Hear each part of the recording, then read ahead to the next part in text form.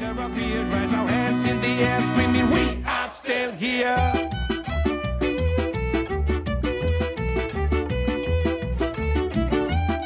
My name is Larissa. I am 26 years old. I am from Lebanon, and I'm currently living in Exeter, the United Kingdom, because I'm pursuing my PhD in politics.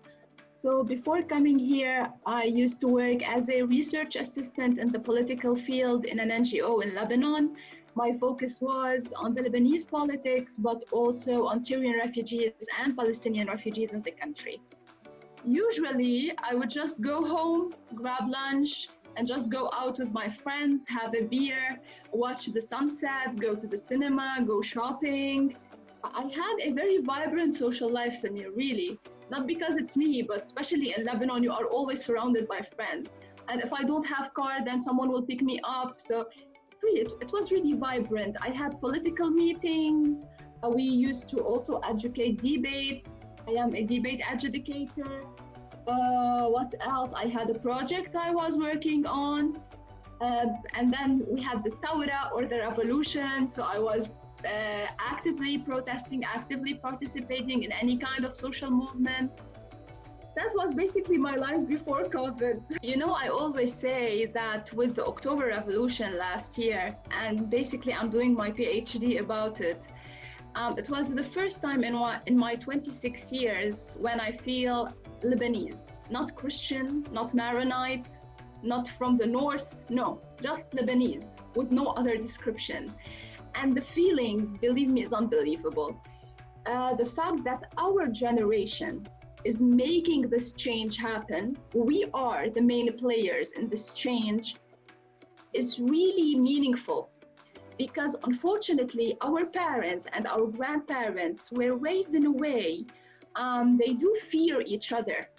They don't feel secure to live next to each other because this is the culture of war. And this is the culture that was on purpose implemented by our politicians, you know, to divide and rule by the end of the day. So for our generation to be aware that such differences should not divide the country, rather it should enrich it and enrich its culture. I mean, I'm having goosebumps right now. When the blast happened in Beirut, people felt that they don't have anything anymore to lose. So Corona won't be such a big deal for them anyway. When they lost their homes, their loved ones, their businesses. So suddenly people really felt indifferent about the virus, about the pandemic itself, and they just took to the streets.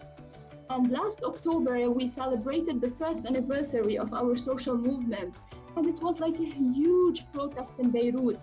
People were just there commemorating what they did and kind of promising each other that they will continue fighting up until the realization of all of our goals, especially youth organizations. They launched really nice initiatives. For example, they put advertisements on social media telling all people that they are willing to go shopping for them and bringing them all what they need to their homes, just for them to stay safe. In my own neighborhood, the church decided to grant large pieces of land to people who are willing to plant and to distribute later on, for example, wheat and vegetables on all the neighborhoods, so people can share, you know, what was planted and seeded, by the way. It's not always good to feel resilient. Sometimes it's really important to feel tired and to feel like you are on the edge of losing everything, because I do believe that's then when revolutions and social movements are born. One should be patient and should be also pragmatic. In an ethnically divided society and diverse society as Lebanon, it's not that easy for a change to take place. You know, you are talking about 18 religious sects. This is huge. And you are talking about a consociational system that has been there since 1943 with no reform. So basically, it's not logical to ask young people to make a change overnight and like a deep-rooted change. No, it's kind of, we are step by step heading towards the Lebanon we are aiming and we are dreaming of. My ambition is to play a role in a positive political change in Lebanon. This is a dream since I was like a little kid. For the world, I know it's a cliched answer, but basically, Samir, I really dream of peace. I dream of the day where the news will be, for example, the president of this country met with the president of this country to discuss health issues, educational issues, not to, for example, discuss their intervention in a conflict in another country. So this is a dream. And I know that always people say, yeah, peace, peace, but no, I really want to feel peace. I am thirsty for peace. I feel this thirst for peace, and it's not there. It's not there. We still have a long way there. But I hope that before I die, at least, I can feel just like, a slight of it.